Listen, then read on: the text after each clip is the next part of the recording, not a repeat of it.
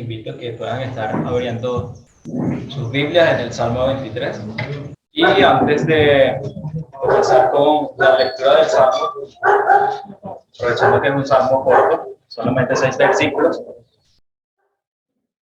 podemos decir que muy probablemente este Salmo es uno de los pasajes más conocidos del Antiguo Testamento. Yo creo que no solamente nosotros los cristianos conocemos acerca de este salmo, sino también la gente del mundo conoce de este salmo. Y creo que hasta muchas personas lo toman como un amuleto. Se lo memorizan y todo, y lo repiten, pero realmente no lo toman como esa perla de gran precio que es este salmo. Se trata de un testimonio de parte de David acerca de la fidelidad del Señor durante toda su vida. Es como un himno de confianza. Describe al Señor como el pastor, rey y anfitrión de un discípulo. Este salmo comparte una tríada de salmos que van desde el Salmo 22, el Salmo 23 y el Salmo 24, siendo presentado como el centro. El Salmo 23 sería el centro de estos tres salmos. Presenta al 22 como el Señor, al Señor como el Señor, a Jehová como el Señor de todas las cosas, el 23 como el pastor y el 24 como el rey. Este Salmo 23 no presenta un título inspirado y no necesita ninguno, porque no registra ningún suceso especial. Un escritor decía que justamente en este Salmo 23 el clarín de guerra cede a la flauta de la paz. El cristiano que ha estado gimiendo últimamente los dolores del pastor, aquí sale a practicar y a cantar los goces del rebaño. Vemos que el Salmo 22, David presenta a Cristo sufriente, pues porque allí es donde vemos a ese Señor que dice: Dios mío, ¿por qué me has abandonado? Se puede afirmar de este canto deleitoso que si su piedad y su poesía son iguales, su dulzura y su espiritualidad son insuperables. Como les decía, la posición de este salmo es digna de que se note, pues porque sigue al salmo de la cruz. No hay verdes prados ni aguas tranquilas antes del salmo 22, hasta llegar al salmo 23, donde encontramos el reposo para nosotros como las ovejas del Señor. El Señor es mi pastor. Hemos de conocer el valor de la sangre derramada y ver la espada desenvainada contra el pastor, que se vio en el Salmo 22. Esa espada que desenvainó el enemigo contra la vida del Señor y acabó con su vida, pero no se quedó allí, pues ahora presenta el Salmo 23 como el Señor es nuestro pastor.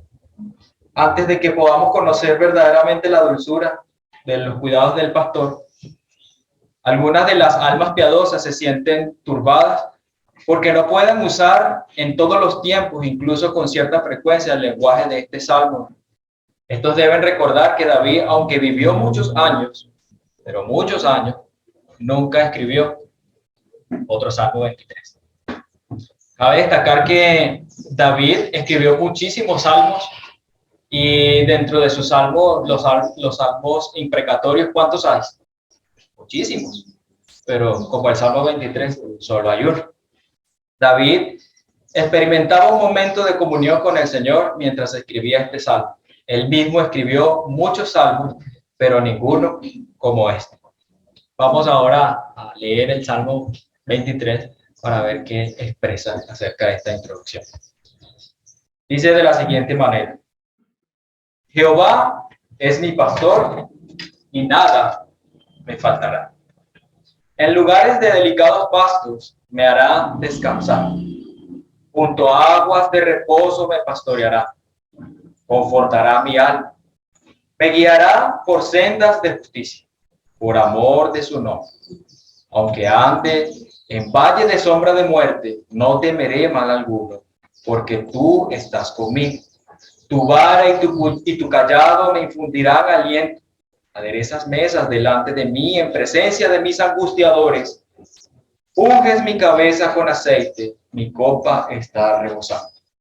Ciertamente, el bien y la misericordia me seguirán todos los días de mi vida, y en la casa de Jehová moraré por largos días. Vamos a extraerlo, estos tres primeros versículos y sacar el mayor de los provechos. Ya viendo esta pequeña introducción, vamos a entrar en materia y explicación de los siguientes versos. Empecemos con la primera expresión de este salmo.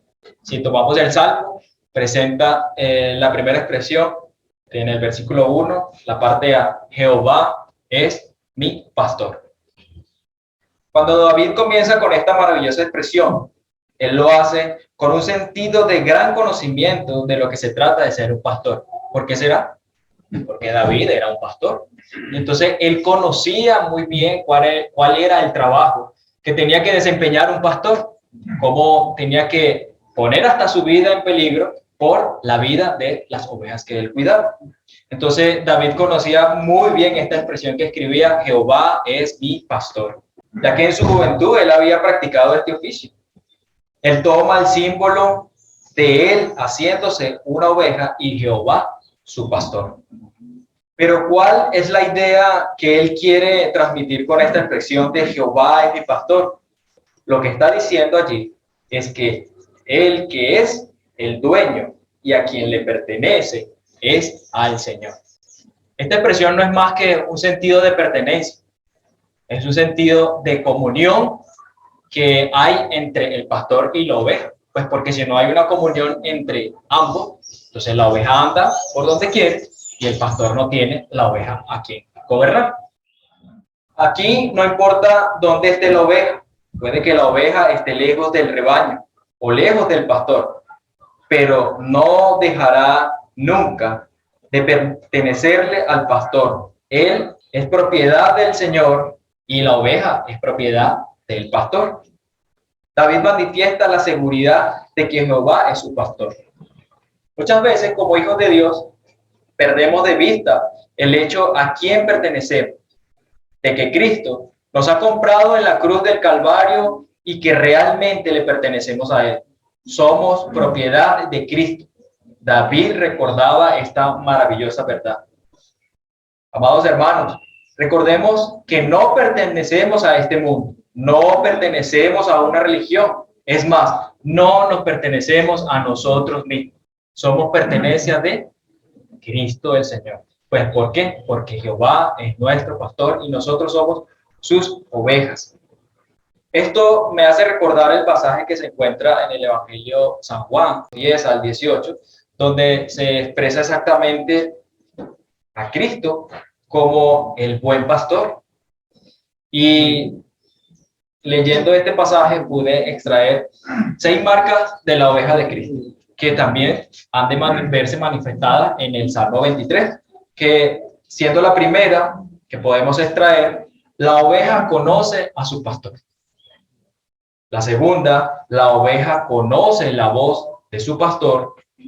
La tercera, la oveja le oye cuando le llama por su nombre. La cuarta, la oveja le ama a su pastor. La quinta, la oveja confía en su pastor. Y la sexta, la oveja sigue al pastor. Igualmente podemos observar un monosílabo que se expresa con la más grande razón de pertenencia. Ese monosílabo es mi, la expresión mi, que aparece allí en el inicio de ese versículo, que Jehová es mi pastor. Esto no quiere decir que Jehová es el pastor del mundo, porque si fuera el pastor del mundo, perdería el sentido de la expresión. Si vemos, David no expresa que Jehová en ningún momento él pastorea a otro rebaño, sino lo pastorea a él. Y eso le da un sentido de confianza a David, de decir Jehová es mi pastor, y él puede ciegamente confiar en ese pastor. Pues ¿por qué? Porque le pertenece y ese pastor le va a cuidar, le va a vendar, le va a proteger y le va a dar del alimento necesario. Ahora veamos la segunda expresión. Nada me faltará. Vemos que esta expresión es una conclusión de la palabra Jehová es mi pastor. David aquí reconoce que pertenece a Dios Y la primera conclusión a la que él llega es que nada le faltará. Cabe destacar que cuando David dice esto, no está diciendo que nada le faltará porque tiene un buen empleo o porque tiene alguna suma de dinero y eso le da un tanto de confianza. Dice, no, tengo tanto dinero y puedo estar confiado, nada ha de faltar. Tampoco lo dice en una expresión de que no, porque me he esforzado y he buscado los bienes de este mundo, nada me ha de faltar. Yo me he esforzado y merezco estar bien y nada ha de faltar. Él no expresa eso.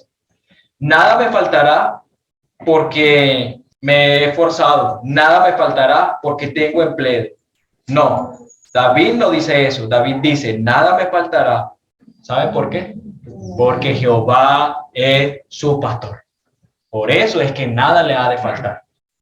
Es importante acotar que no está mal tener un buen empleo. No está mal tampoco ahorrar. Y no está mal esforzarse para tener las cosas.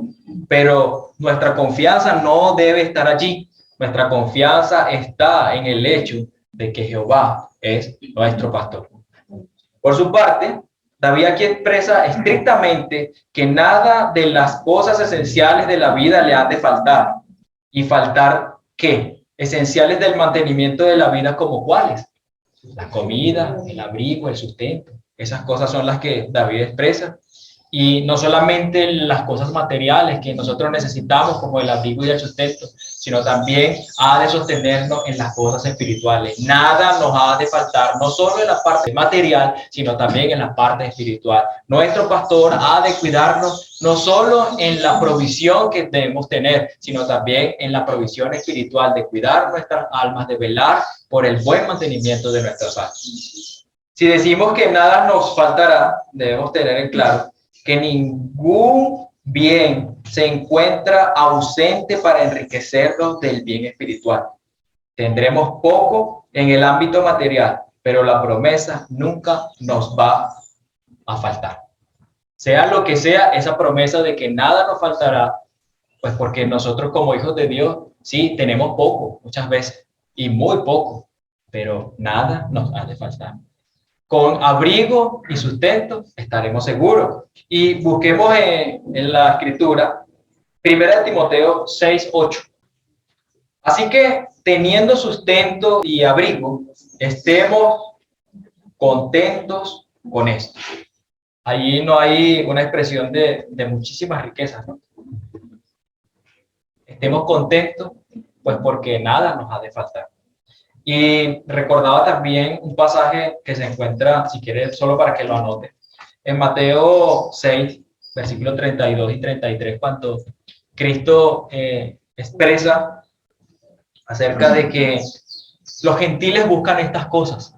¿Cuáles cosas? O sea, los bienes materiales. En aquel momento los fariseos buscaban ese bien material, pero vemos a Cristo en el versículo 33 cuando dice: buscad primeramente el reino de Dios y su justicia, y estas cosas os serán añadidas. ¿Cuáles cosas? Pan, el sustento, el abrigo, los bienes esenciales para la vida. Como les mencionaba, lo de 1 Timoteo es el sustento bíblico de la promesa de que Dios no nos deja como base de confianza para esta promesa de que nada nos ha de faltar. Siguiendo al versículo 2, en lugares de delicados pastos nos hará descansar. Aquí podemos observar en esta figura que utiliza el salmista, que él ve al pastor guiando a su rebaño al lugar seguro donde hay pasto fresco para que sus ovejas se alimenten y estén seguras, donde se puede echar a reposar sobre esta pastura tierna. Haciendo un paréntesis, recordaba y busqué pues cuáles son las cosas esenciales que necesita una oveja. De hecho, las ovejas en su fenotipo, y digamos la palabra fenotipo es forma de lo que veo, cómo está ella conformada físicamente. Es un animal desprovisto de ciertas habilidades, por lo menos el tema de la visión, es una visión muy corta, presenta un problema en sus orejas que en el tiempo se caen y ella no escucha. Entonces, el pastor David, conocía ese oficio y por qué tenía esa vara y ese callado que también se menciona, porque es que los pastores tienen esa vara y ese callado. Esto es porque las ovejas son cortas de vista y escuchan muy poco. Entonces, cuando no ven el peligro, el pastor usa el callado y jala a la oveja para evitarla y sacarla del peligro. Entonces, David conoce muy bien, digamos, este trabajo, pues porque él expresa, entonces, en lugares de delicados pastos me hará descansar. El Señor ha de guiarnos, como siendo nuestro pastor, a ese refugio de buen alimento. Ahora bien, ¿cuál es el delicado pasto donde las ovejas pueden descansar? No es más que su palabra. Nosotros como ovejas del Señor constantemente somos guiados por nuestro pastor a su palabra para que seamos alimentados por ella, recordando también que uno de los propósitos de la Escritura es proveer paz a nuestras vidas. Conocemos que en la Escritura hay mandamientos, hay preceptos, estatutos, pero hay un propósito muchísimo más maravilloso para la oveja del Señor, que es que esa palabra va a proveer paz a nuestras almas. Es cierto que nosotros podemos pasar situaciones duras, problemas, angustias, y no estamos libres de esto. ¿Por causa de qué? Del pecado que mora en nosotros. Ese, digamos, es esa falencia que tiene la oveja en la visión, o sea, la falencia física que tiene la oveja en la visión y en los oídos, y del ataque también, digamos, las moscas. ¿Qué hacen las moscas? Las moscas buscan la parte nasal de las ovejas y posan huevos y hacen que eso les estorbe. Entonces, por causa de eso, genera, digamos, un estrés en la oveja.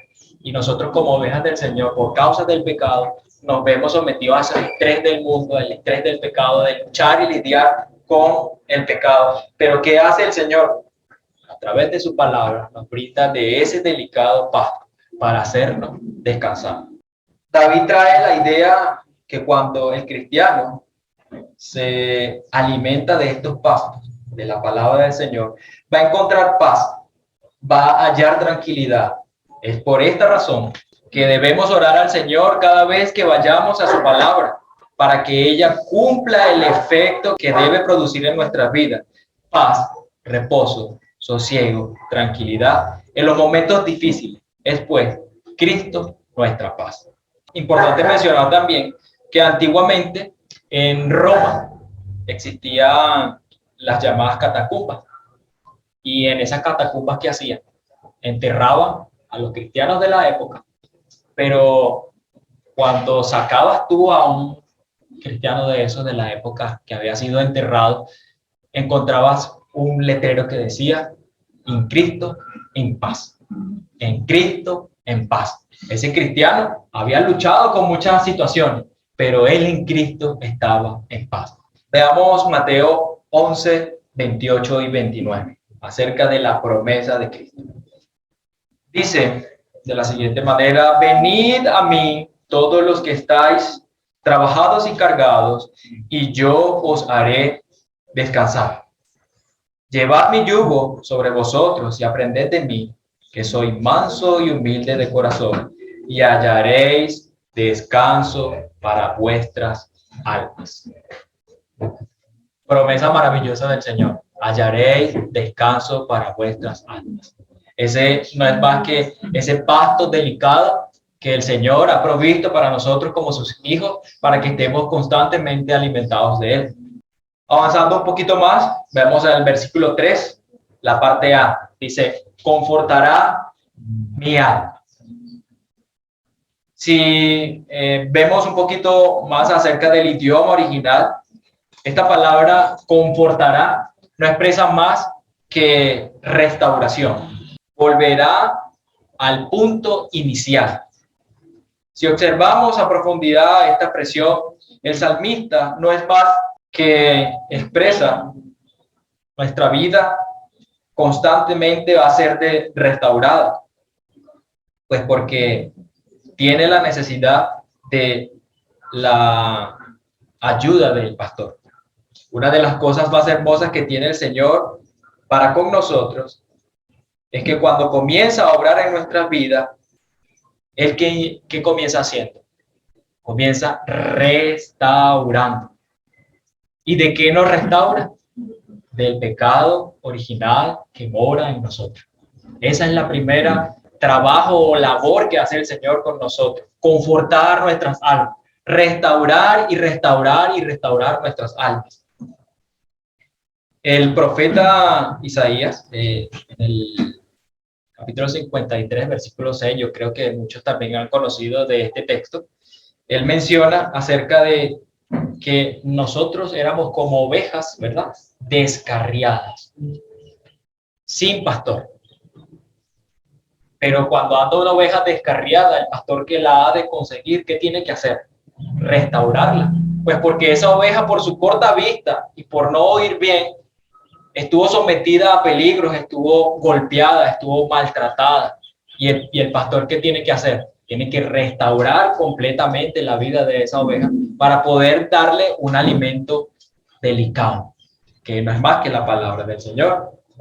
Busqué una expresión que dijo un conocido que se llama Charles Spurgeon, que él dijo: restáurame, pastor de mi alma.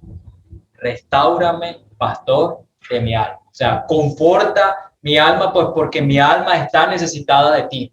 Necesito ayuda. Si vamos a Ezequiel 34, 16, Dios trabajando en la vida de nosotros. Busquemos Ezequiel 34, 16. Yo buscaré la perdida y haré volver al redil la descarriada. Vendaré la perniquebrada y fortaleceré la débil. Mas a la engordada y a la fuerte destruiré, las apacentaré con justicia. Maravilloso eso de que el Señor ha de que restaurar. Él vendará y Él fortalecerá a la débil. Nosotros como hijos de Dios y como ovejas de este pastor, muchas veces nos vemos por causa del pecado sometidos a situaciones muy difíciles, muy adversas, pero Él ha prometido que ha también de fortalecer a las débiles. Cuando nosotros estamos en debilidad, entonces podemos estar confiados que el pastor, ese mi pastor, me ha ¿de qué? De vendar, de ayudar y fortalecer en el área débil, ya que si Jehová es mi pastor, nada me va a faltar. Continuamos con el versículo: me guiará por sendas de justicia, por amor de su nombre. Aquí el Señor no nos ha prometido ir por una senda de éxito o una senda de muchísima fama, como andan muchos, o por la mejor de las sendas. No, es una senda de justicia. Una senda que mencionaba un escritor, que decía una senda que tiene muy pocas huellas. ¿Pero por qué tiene muy pocas huellas? Pues porque realmente el pastor no es Jehová. Pues porque le ha de faltar todo. Y para poder caminar por una senda de justicia y ser guiado por ese pastor, necesitamos ser guiados por él. Necesitamos caminar confiadamente en él, ya que el Señor, siendo nuestro pastor, ha restaurado nuestra relación con él y nos ha metido en una situación de comunión. Y aquel que no ha puesto su confianza pues en que Jehová sea su pastor, lamentablemente no va a tener esa paz de la que menciona la Escritura, pues porque no tiene los cuidados del buen pastor. Y como no tiene los cuidados del buen pastor, su vida va a estar caminando en una senda de éxito. Sí, pero tarde o temprano esa senda de éxito le va a demandar y no va a hallar paz en su alma. O sea, aquel que no ha puesto su confianza en el Señor necesita ser restaurado primeramente. Necesita la senda de la justicia, necesita la guía y la ayuda del pastor. Asimismo, quería compartir algo que continúa en el Salmo acerca de que el Señor dice que unge nuestra cabeza con aceite. ¿Y cuál es el propósito de ungir nuestra cabeza con aceite?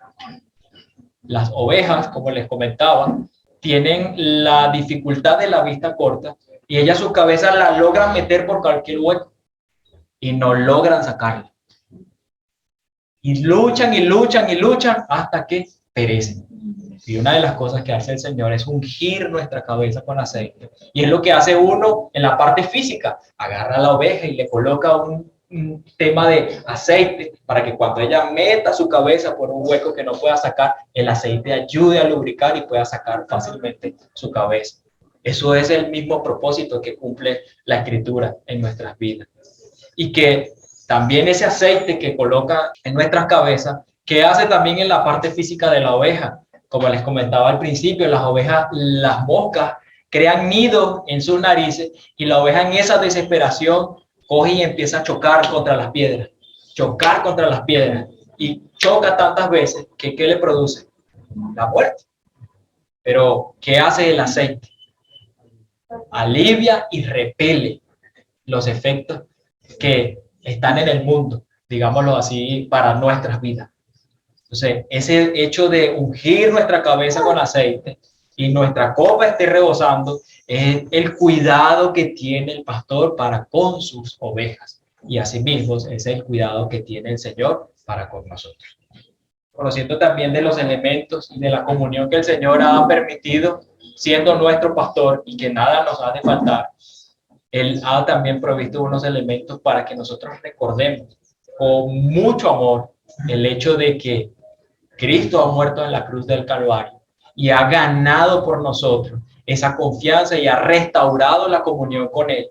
Y Cristo ganó a favor de nosotros, pues ahora Él es el buen pastor de nuestras almas.